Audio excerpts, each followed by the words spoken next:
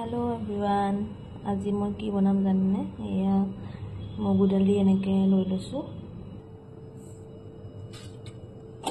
মগু দালি এনেকে দি দিম এয়া ঔটেঙা লৈ লৈছো ঔটেঙা দি দিম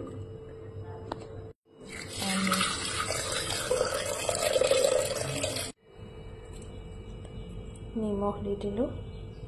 লৈছো হালধি গুড়ি এতে মই দি দিলো ইয়াত এতিয়া চিটি মাৰা ৰাখি দিম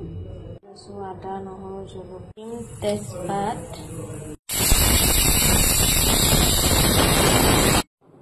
হুচেল আহাৰ পিছত ইয়াতে মই দি দিম তেলখিনি দিয়াৰ পিছত মই কাটি থোৱা পিয়াজ নহৰু আদা তেজপাত শুকান জলকীয়া এইখিনি দি ধুনীয়াকৈ অলপমান ভাজি ল'ম ভাজি লোৱাৰ পিছত ইয়াতে দি দিম মই দালিখিনি অলপ অলপকৈ প্ৰথমে দি অলপ সময় ভাজি লৈ তাৰপিছত মই দি দিম দালিৰ পানীখিনি দিয়াৰ পিছত ধুনীয়াকৈ উতলিব দিম আৰু উতলাৰ পিছত অলপ সময়ৰ পিছত ধুনীয়াকৈ হৈ গ'ল মোৰ মগু দালি আৰু ঔটেঙা দিয়া দালি